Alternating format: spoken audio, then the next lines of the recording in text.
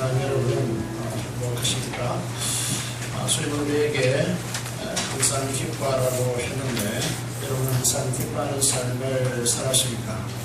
이 시대에서 조국의 삶 속에서 기뻐하는 일이 쉽지 않겠지만 주님이 십자가에 죽으신 이유도 우리를 사랑하시는 이유도 우리가 기뻐하고 즐거운 삶 행복을 누리하게 하기 위해서입니다. 그래서 우리가 항상 이렇게 인사하시면 좋겠습니다. 항상 미소 웃으면서 서로 옆 사람에게 인사하시면 좋겠습니다. 당신에게 주님의 샘솟는 기쁨이 넘치시기를 축복합니다. 주님의 샘솟는 기쁨이 넘치기를 축복합니다. 이렇게 옆 사람에게 하나씩 인사하시면 좋겠습니다.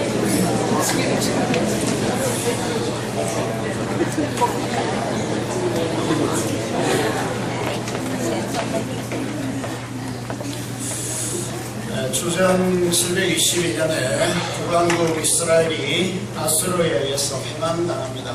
그 이후에 30년이 지난 주전 586년에 남쪽 유다가 바벨론에게 패망당합니다.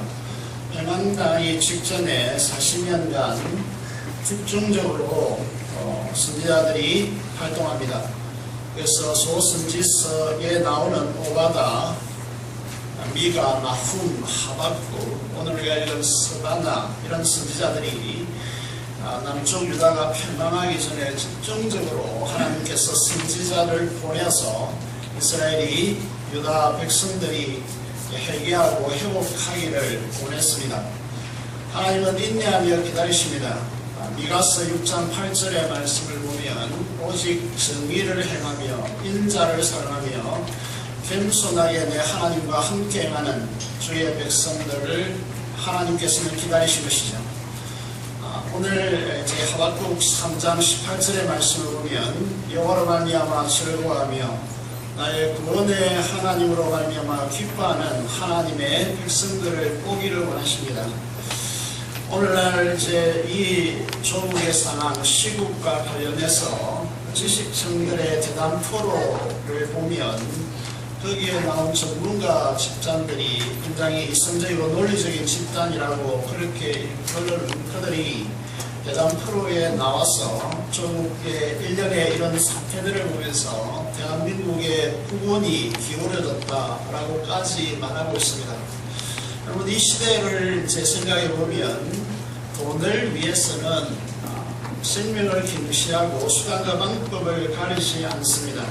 심지어 종교마저도 사람들 속에 스며져 있는 종교 심리를 사용해서 돈을 버는 이 만몬주의가 이제 이 조국에 전반적으로 자리 잡고 있습니다.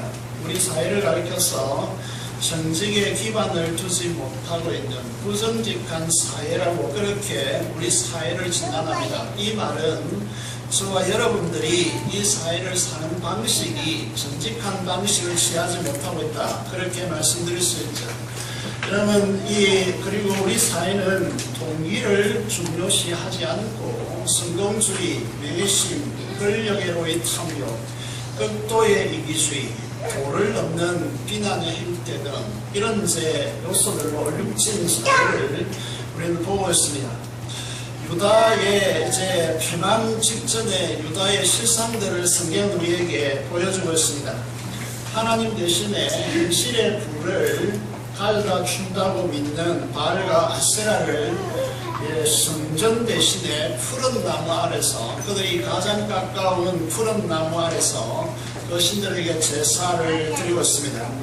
유다 백성들이 예배의 자리에 노아의 편안, 노아 시대의 물로 이 세상이, 지구가 멸망할 때 직전에 나타나는 현상과 유다 민족이 바벨론에 의해서 패망되는 그 직전의 상황이 비슷합니다. 어떤 상황인가 하면 하나님의 백성들이 이 제사 드리기를 기뻐하지 않습니다. 예배 드리기를 기뻐하지 않고 화려한 이방의 축제에 화려한 옷을 입고 그들 속에 끼어서 그 축제를 즐기는 모습을 곳곳에서 목격하게 되는 것이죠.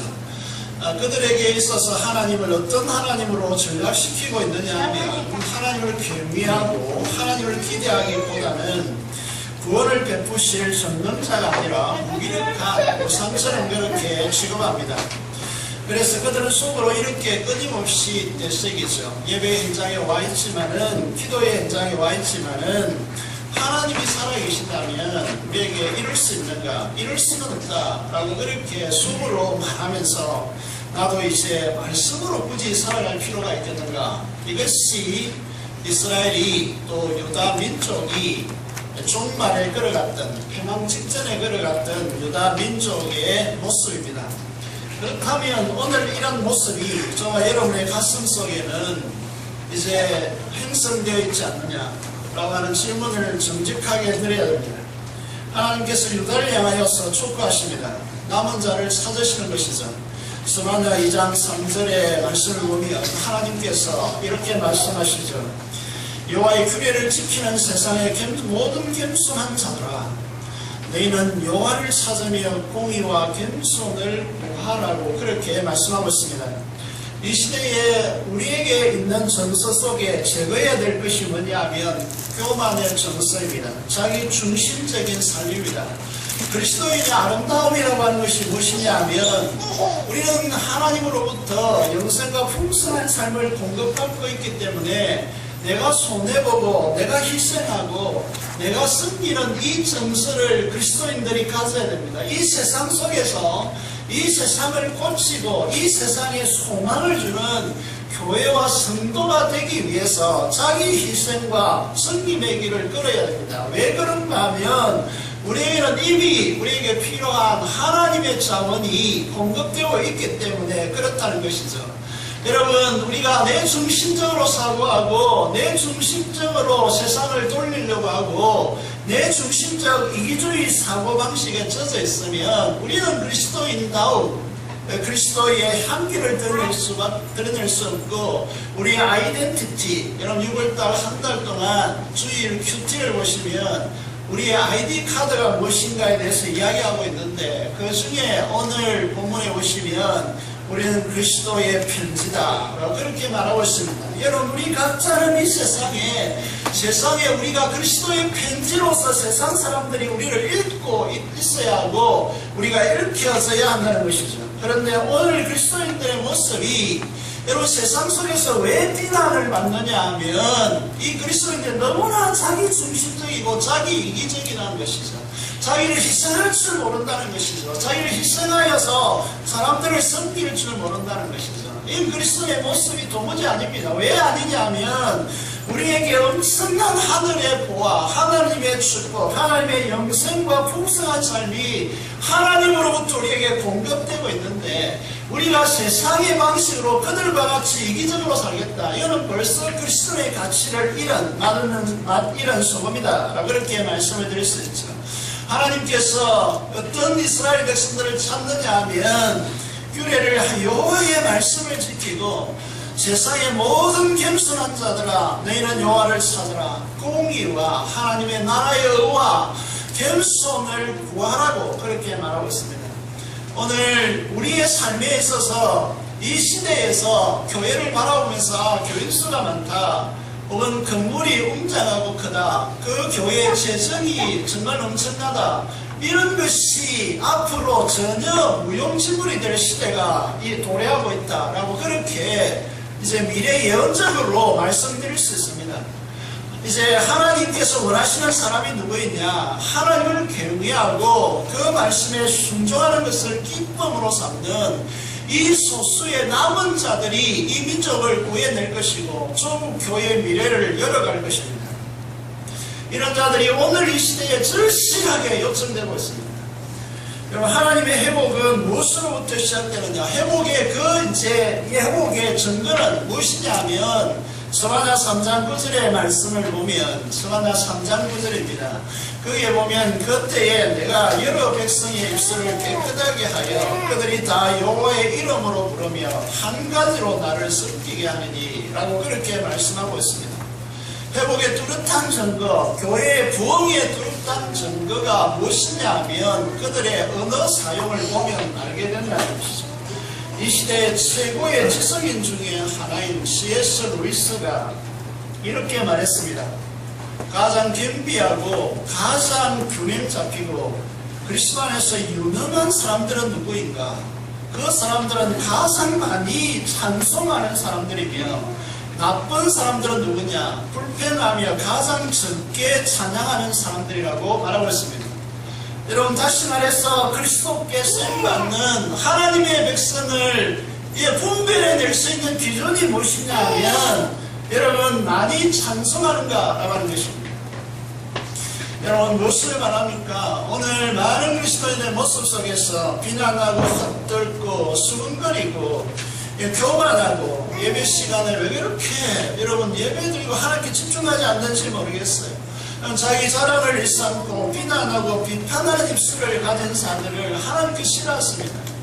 여러분, 왜냐하면 하나님이 원하시는 사람들은 하나님을 찬양하고 범사에 항상 기뻐하고 감사하고 다른 사람을 겸비하고 칭찬하고 시험으로서 피차 복종하는 사람들이 성령 충만한 사람들이지, 비난하고 힐난하고 서로 수근거리는 사람들이 성령 충만한 사람들이 아닙니다. 인생의 불행은 어디로서부터 오는가? C.S. 루이스의 스크루테이프의 편지라고 하는 책이 있습니다. 여러분, C.S. 루이스 책은 대부분 우리 성도들이 읽으면 좋겠습니다. 그 책에 스크루테이프의 편지라고 하는 책이 있습니다. 스크루테이프는 이제 마귀의 이름입니다. 여러분, 이 책에서 마귀의 이름으로 사용하고 있습니다. 삼촌 마귀인 스크루테이프가 조카 마귀인 원우드에게 그리스도인을 유혹하는 방법을 가르치는 내용을 이 책에서 적고 있습니다. 저는 일부를 여러분에게 소개하면 이렇게 기록되었습니다. 이제까지 우리는 쾌락을 통해서 수많은 영혼들을 정복해왔다.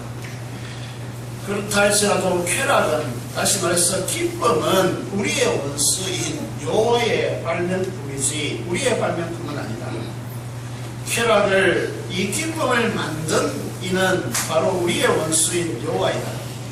어떤 기쁨이든 정상적인 아닌 상태로 떨어뜨려서 원래 창조된 기쁨이 아닌 것으로 만들기 위해서 우리는 끊임없이 노력하고 있다.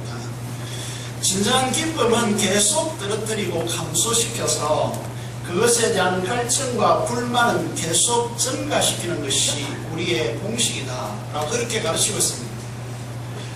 무슨 말을 하고 있습니까? 이 편지에서 진짜 기쁨, 진정한 하늘의 기쁨은 계속 떨어뜨려가고 거기에 대해서 진정한 기쁨을, 진정한 행복을 누리기를 원하지만은 그것에 대한 갈증만 계속 증폭시키고 그것을 누리지 못하게 하는 것으로 우리의 전략을 잡고 있다라고 그렇게 이제 사탄의 전략을 소개하고 있는 것이죠. 오늘 많은 그리스도인들이 마찬가지로 이 시대에서 이런 사탄의 전략에 휘말려들어서 부부 안에도 가정에서도 교회에서도 기쁨을 누리지 못하고 갈증은 증폭되어 있는데 실질은 그 기쁨이 없는 그런 삶을 여러분 어디에 가든지 거짓된 쾌락에 휘말려서 여러분 진짜 기쁨을 누리지 못한 채 그런 갈증만 가득 찬 불만의 세상 속에서 우리는 살아가고 있다는 것이죠. 우리에게 선장 집사님이 계시죠. 그가 나와 있습니다. 그래서 제가 대화를 나누는 중에 이런 이제 말씀을 들었습니다. 나라를 방문하지만 오히려 물질적으로 가난한 나라가 행복한 것 같다.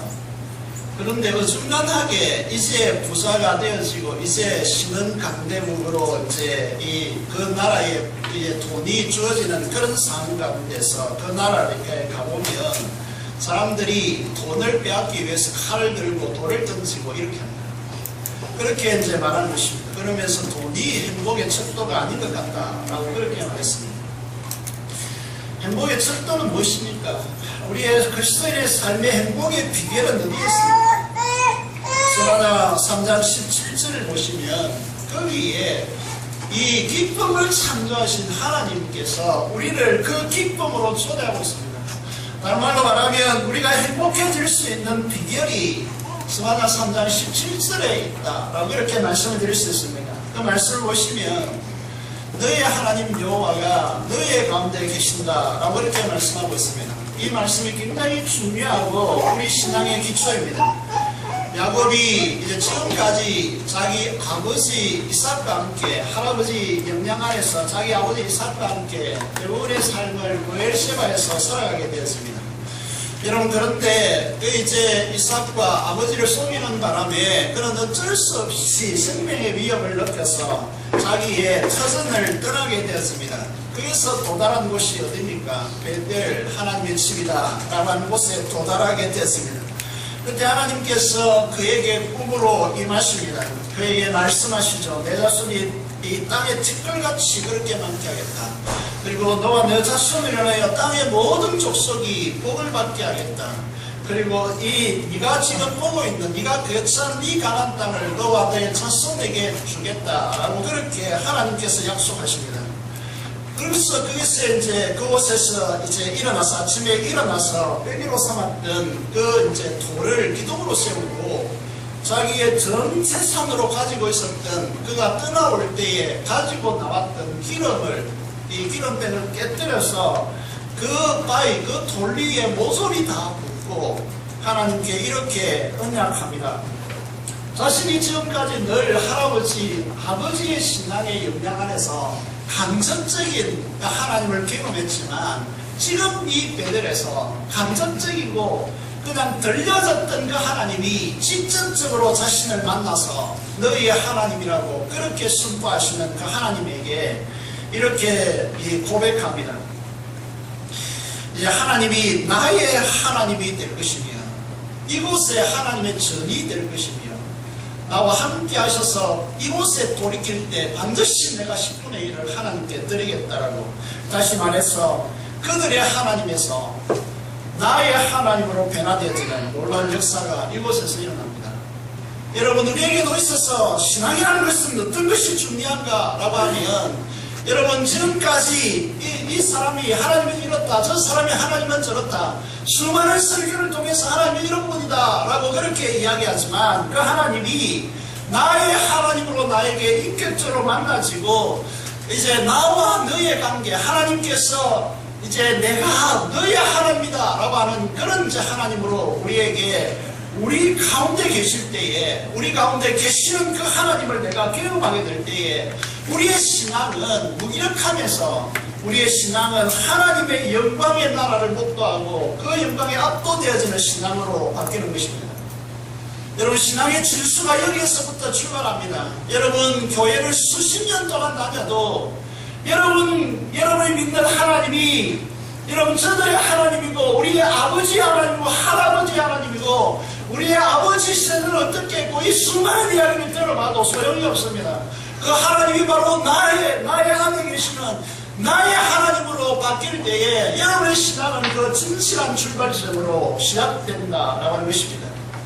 두 번째, 소환사 3장 17절에서 여러분 너의 하나님 여호와가 너의 가운데 계신다. 그는 어떤 분이시냐를 진술하느냐 하면 그는 구원을 베푸실 전능자라고 그렇게 말씀하고 있습니다. 우리가 왜 교회를 다닙니까? 우리 인생을 왜 이렇게 걸어갑니까? 한마디로 말하면 구원을 얻고 그 구원의 삶을 누리기 위해서 우리는 오늘도 이 자리에 와 있는 것이죠. 그렇다면 구원이란 무엇인가 하면 구원이란 무엇입니까? 구원이라는 것은 우리가 죄와 죽음으로 인해서 나타나는 증상이 있습니다. 나타나는 삶의 결과가 있다는 것이죠. 죄와 죽음의 근세를 해결하지 않으면 나타나는 현상이 반드시 우리 인생에 찾아온다는 것이죠. 이건 한 사람도 비껴갈 수 없는 문제라는 것이죠. 그것이 무엇입니까? 여러분에게 죄가 제거되지 않고 오늘 말씀의 15절에 보면 내 행벌을 제거했고 내 원수를 쫓아냈으며 이 두 가지가 해결되지 않는 인생 속에 드리워지는 현상이 무엇입니까? 여러분, 죄와 죽음의 근세가 여러분에게 제거되지 않으면 나타나는 현상은 여러분 이게 고난과 악이 찾아옵니다. 여러분, 죄악으로 인하여서 여러분 우리에게 찾아오는 것은 죄와 죽음으로부터 찾아오는 것이 무엇이냐?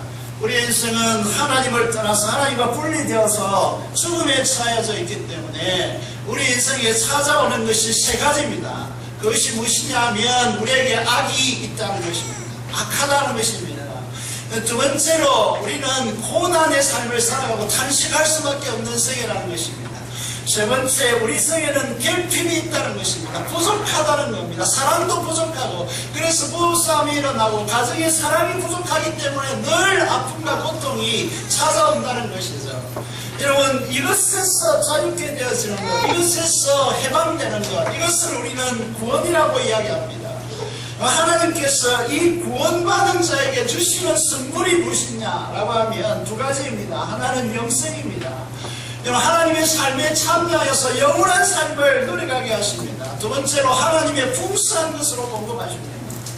이것이 구원의 삶이라는 것이죠. 이것은 오직 다른 어느 누구도 이 세상에 존재하는 이 우주의 어느 존재도 줄 수 없습니다. 오직 하나님만이, 그분이 전능자가 되시기 때문에 하나님만이 주실 수 있는 것입니다.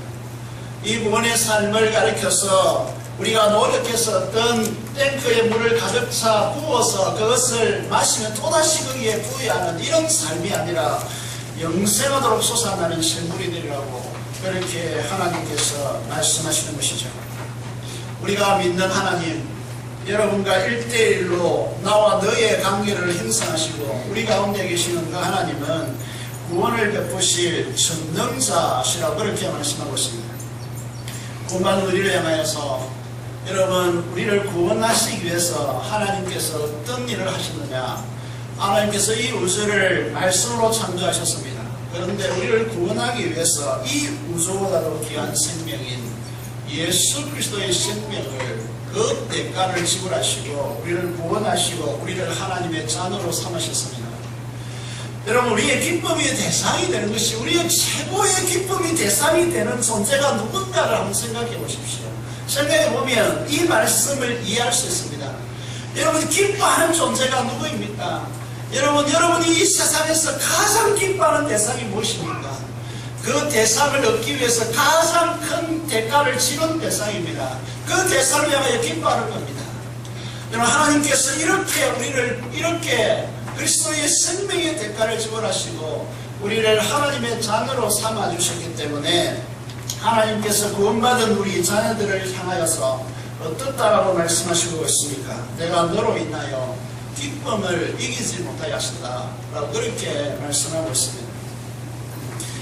우리는 우리 자신을 바라볼 때, 나 자신을 바라볼 때에 기쁨을 주체하지 못하시는 하나님으로 그렇게 바라보시고 있습니다. 우리의 정작 우리의 신앙의 실태는 어떻습니까?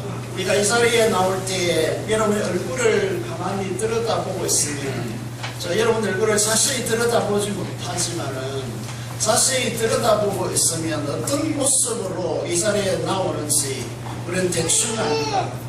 하나님 앞에 해야만 했어야 되는 일들, 그리고 하나님 앞에 말씀에 순종해야 됐었던 일들, 그것들을 하지 못한 것들에 대해서 늘 주눅들어 있고 이제 늘 불순종의 죄인으로 하나님 앞에 서 있고, 그래서 하나님 앞에 나올 때마다 하나님, 저는 죄인입니다. 하나님 말씀에 순종하지 못한 죄인입니다. 죄식 속에 만약에 여러분 앞에 하나님이 밝히 여러분 앞에 서 있다면 아마 흔들리는 눈빛들, 눈에 초점을 가지고 바로 보지 못하고 햇살 얼굴빛을 띠고 그렇게 우리가 예배자의 자리에 서 있지 않는가라고 하는 것이죠. 오늘 본문에 보면 16절의 말씀을 보면 두려워하지 말라, 시온아 내 손을 넘어뜨리지 말라 라고 그렇게 말씀하고 있습니다. 우리의 모습을 잘 생각해 보시기 바랍니다. 그런데 하나님은 이 남은 자, 겸손한 자들에게 하나님께서 어떻게 말씀하시고 있습니까? 나는 너로 인하여서 기쁨을 이기지 못하게 하신다. 여러분, 이 시각이 좀 고쳐지기를 원합니다. 여러분, 하나님 존재 앞에 나올 때 여러분 자신을 스스로 생각할 때에 나 때문에 이 시간 이 예배의 자리에 와 계신 하나님이 내 때문에 그 기쁨을 주체할 수 없어서 어쩔 줄 모르는 그 하나님으로 여러분이 그렇게 하나님을 바라보면서 그 하나님을 예배하고 있느냐라는 것이죠. 여러분, 이 스가랴 3장 17절을 제가 좋아하는 이유가 무엇이냐면 우리의 삶에 너무나 오랫동안 하나님을 향하여서 이런 모습으로 바라보지 못했다는 거죠. 더군다나 우리가 성경을 읽을 때에 우리가 이제 목사 고시나 어제도 이제 고시 치기 위해서 이제 강의하고 왔는데 여러분 이제 장로고시나 또 목사고시를 치면요, 거기에 이제 성경을 몇 번 정도 읽었느냐라고 물으면 요즘 대답하지 못하는 분들이 많아요. 여러분 창세기 읽다가 그만두고 또 마태복음 읽다가 좀 능가가 그만두고 이 성경을 통독을 잘 하지 못해요. 더군다나 이 소선지서에 있는 이런 성경들은 우리에게 잘 읽혀지지 않죠. 그런데 수바나 3장 17절을 만나보면 여러분 나는 너로 인하여서 기쁨을 이기지 못하였다. 여러분 이 말씀이 여러분에게 생생하게 좀 전달되기를 원합니다. 여러분 하나님은 살아계신 하나님으로 믿으시죠? 그렇잖아요. 여러분 하나님은 살아계신 하나님이시죠? 지금 이 시간도 여러분 바로 눈앞에 이 와 계신 하나님으로 믿으시죠? 그 하나님이 여러분 앞에 어떤 모습으로 나타나 있습니까? 기쁨을 이기지 못하여 하시는 하나님으로 여러분 앞에 나타나 있습니까? 아니면 여러분 죄의식 가운데 잔뜩 붙여진 채로 그렇게 여러분이 여러분 그 하나님 앞에 서 있습니까? 하나님은 어떤 하나님이십니까? 기쁨을 이기지 못하여 하시고 너는 너 때문에 기쁨을 주체하지 못하는 하나님이시다. 그렇게 말씀하고 있는 것이죠. 지난주 주일날 목자 모임을 하는데 제가 이렇게 저 자신을 소개했습니다. 제가 이전에 우리 교회 아닌 다른 교회에 있을 때 고등부 아이들이 그때 80명에서 100명 왔다 갔다 했는데 이제 교사들까지 이제 있습니다. 그래서 제 별명이 아이들 사이에 가로로 있다. 이 말이 무슨 말인지 이해가 안 되죠. 제가 한마디 하면 이 학생이 굉장히 많았거든요. 근데 이 학생 아이들이 그냥 아무렇지듯이 넘어가면서 웃었습니다. 이해가 안 되죠. 도무지 거기에 이제 여러분 반응도 똑같죠. 이제 우리 장로님, 권사님들도 목자들이 똑같은 반응을 이제 지었습니다. 그리고 많은 성도들이 이제 저를 만나는 사람마다 저에게 주문하죠. 제발 좀 웃어달라고 그렇게 말씀하시죠. 어느 이제 여러분도 마찬가지죠. 예배 때 나오면서 왜 그렇게 웃지 않습니까? 얼굴이 왜 그렇게 건강한지 모르겠어요. 있는 사람이 이렇게 그름하게 앉아있을지 모르겠어요. 그게 마치 경건한 것처럼 착각하고 있습니다.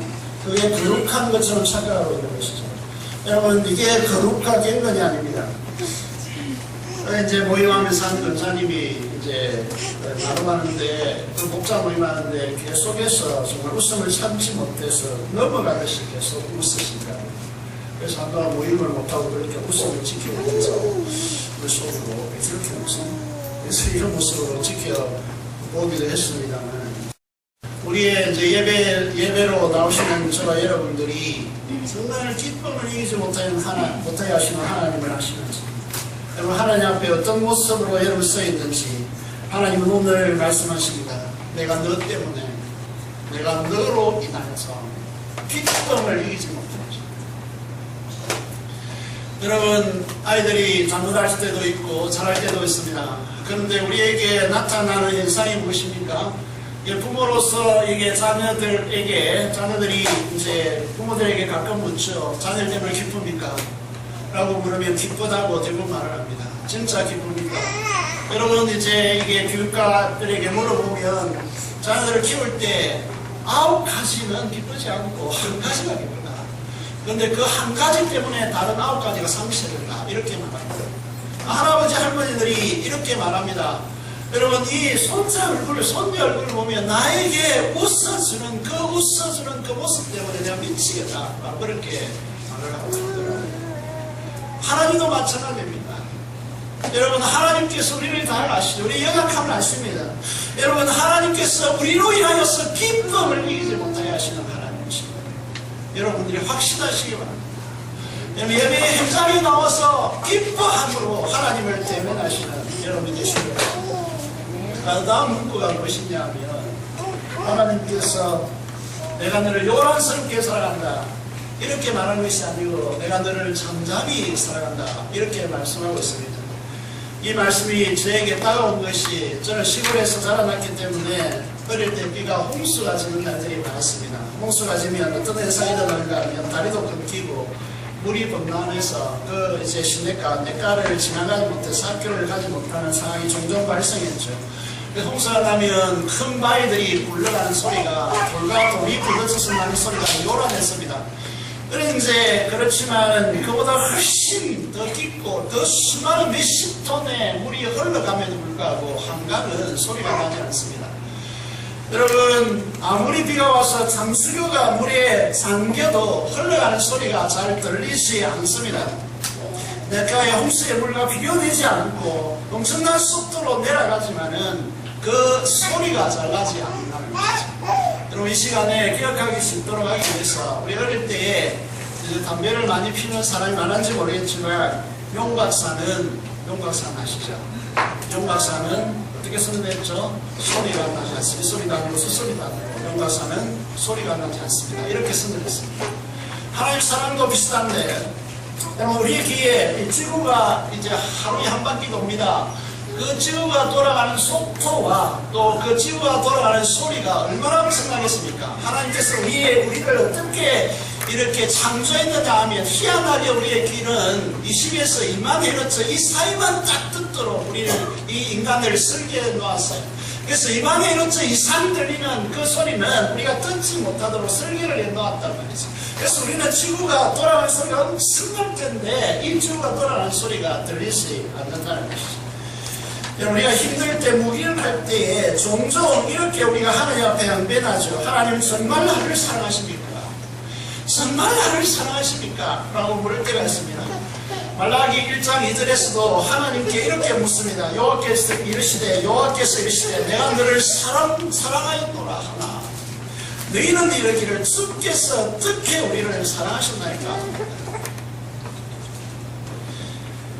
사도 바울은 예수 그리스도를 통한 하나님의 이 엄청난 사랑을 깨닫고 그 사랑을 깨닫는 것이 신앙의 가장 중요한 힘이다 라는 사실을 깨닫고 난 뒤에 에베소 교회를 향하여서 이렇게 기도하고 있습니다.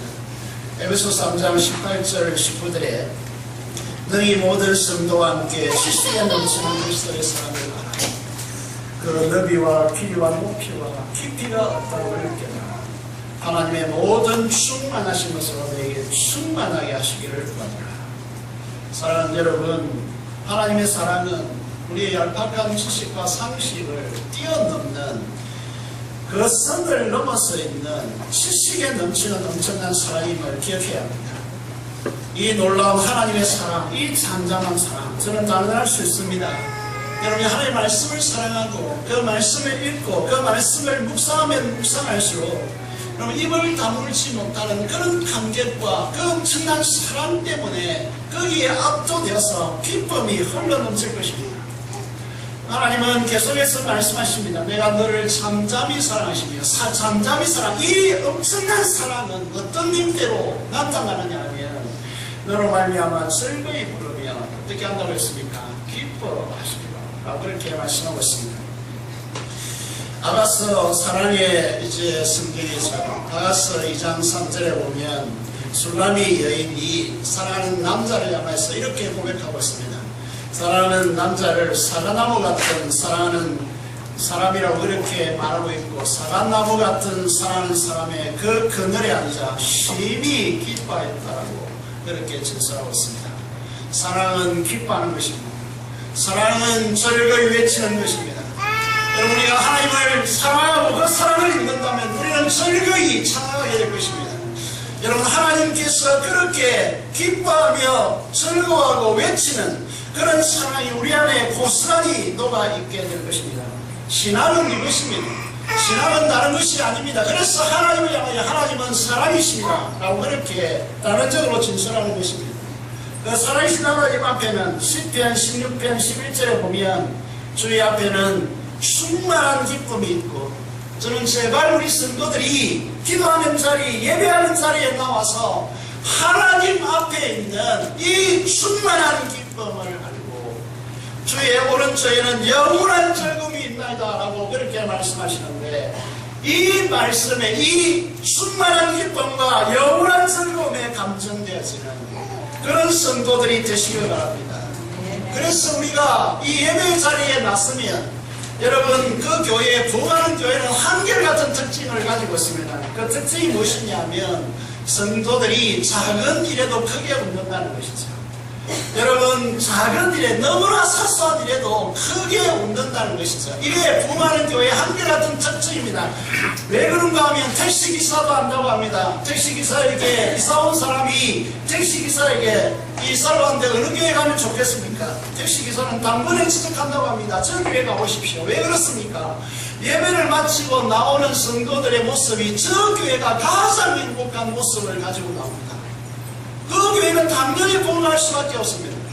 여러분, 이 주의 앞에는 영원한 충만한 기쁨이 있고 주의 오른쪽에는 영원한 즐거움이 있다고 말하고 있습니다.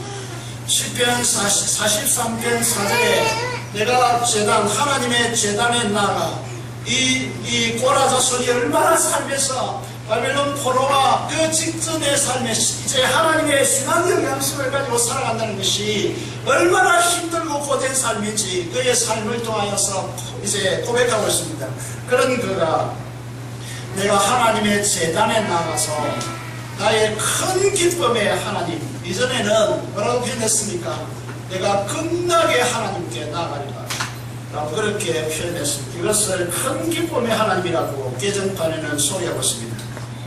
오늘 성도 여러분, 우리가 경건과 거룩의 색채를 유교적 음식함으로 착각하지 않기를 바랍니다. 율법주의적, 이 유교주의적 호남이지 기독교가 아닙니다. 경건함과 거룩은 기쁨의 색채를 가지고 있음을 우리가 알아야 됩니다. 여러분, 인생의 제일 되는 목적이 무엇입니까? 따라해 보겠습니다. 하나님을 영화롭게 하고 큰 소리를 하십시오. 하나님을 영화롭게 하고 그를 영원토록 즐거워하는 것입니다.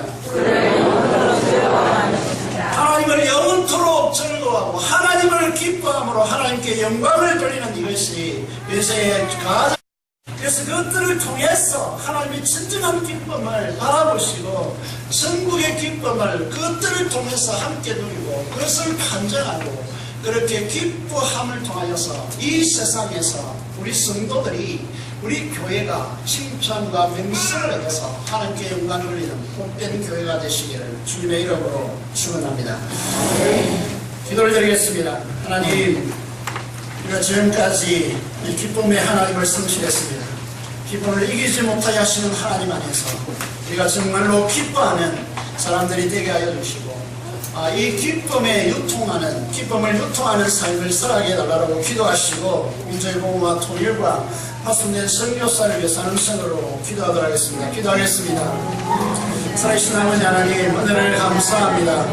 하나님 아버지, 하나님은 우리 때문에 기쁨을 이기지 못하게 하신다고 말씀하십니다. 하나님께서 축복하여 주시고 우리 때문에 기쁨을 주체하지 못하고 잠잠히 살아가시며 그 큰 사랑으로 우리를 사랑하시며 아버지 우리를 위하여서 즐거이 부르며 기뻐하리라고 말씀하시는 아버지의 그 말씀을 우리의 마음속에 항상 가지고 건강히 알아듣고 최고의 기쁨의 하나님께로 따라서는 우리의 삶이 되게 하여 주시옵소서. 하나님 아버지, 이 민족을 불쌍히 여기시고 우리의 이 삶의 방식을 통해 이 민족이 고쳐지게 하시며 종의 통일이 앞당겨지게 하시고 우리가 수많은 민족에게 전도를 파송하여 복음하는 이 일에 우리 아버지 조국이 앞장설 수 있도록 다시 한번 축복하여 주시옵소서. 감사를 드리며 우리 주 예수 그리스도 이름으로 기도드리옵나이다.